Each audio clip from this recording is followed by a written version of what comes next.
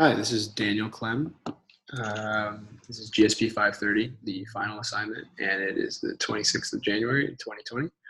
We're going to be talking about the distribution, packaging, and relationship. More specifically, this has to do with the second case involving the basketball manufacturers. All right, let's get into it. So an overview of Company C, they have a 100% recycled board content packaging campaign that they've just come out with. Essentially just saying that the packaging that they use to hold their basketballs is 100% recycled. However, upon sampling, it's found that the retail package's board contains between 0 and 50% recycled content for each individual package. Not only that, but also strength tests have been failed.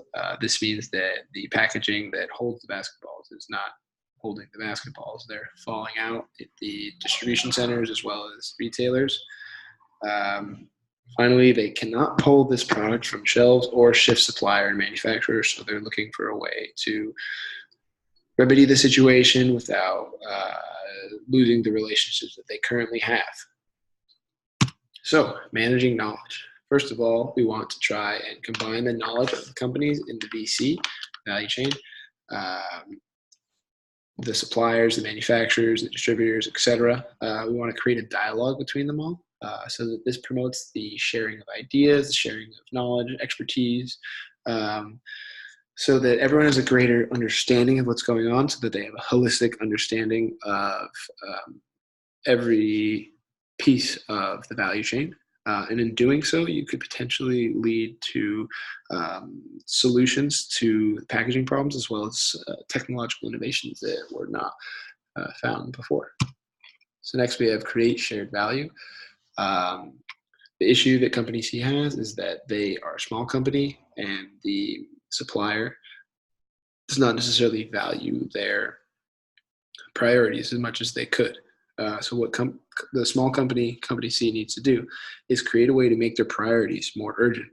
And one way they could do this is finding a cluster composed of companies. They don't even have to be basketball manufacturers. They could be any sort of companies, but they just need to have a similar set of values and ambitions, specifically any companies that use packaging that would benefit from having recycled paperboard.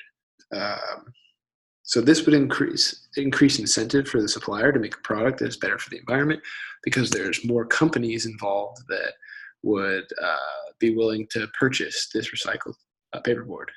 Not only that, but it would create a distinctive value proposition for the supplier, which essentially just targets certain consumers that are interested in something, and it gives them a competitive advantage.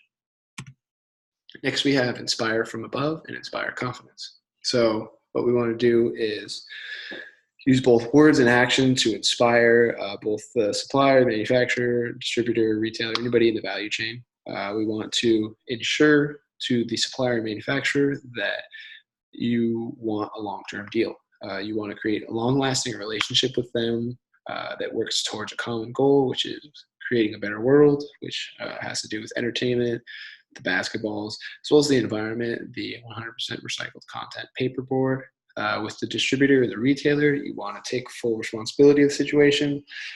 It's our bad. We're working to fix the problem, and the problem will be solved and improved upon. And make sure to include them in the process and show them what you are doing to solve the problem. And not only that, you are solving the problem, you are solving a social problem by using the recycled paperboard content, which is helping stop deforestation in a profitable manner. Next, we have reward significance in relationships.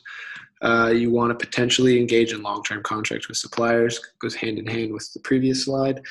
And you want to show encouragement for the recycled paperboard by giving them a portion of the sales potentially based on how much recycled content is in the paperboard. So the more recycled content that's in the paperboard, the more royalties they get for sales.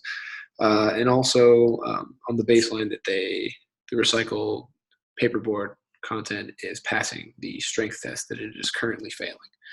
As far as the retailers and the distributors go, you want to reward them for being loyal and sticking with you and continuing to sell your product by potentially giving them better deals. And in doing all this, you are streamlining the process of the entire supply chain. And by streamlining the process, you just make things more efficient and you increase value and competition for everybody in your value chain. Next, we have expanding value chain into the cluster concept. We've kind of already touched upon this, the idea that you want to bring in small companies that have a similar set of ambitions and goals to use recycled paperboard content for their packaging. You bring in these people with similar mindsets and you continue to share ideas and expertise within the value chain. So that includes these small companies as well as the distributors, retailers, manufacturers, suppliers, and this will just promote a greater sense of learning as well as sharing and competitiveness. Not only that, but that'll encourage resource and development for recycled content for the suppliers because they want to continue to give this new cluster of companies a competitive advantage and also in turn give themselves a competitive advantage. And this will increase value for the specific customers that they're reaching for, which will in turn create a greater sense of brand loyalty for the companies involved.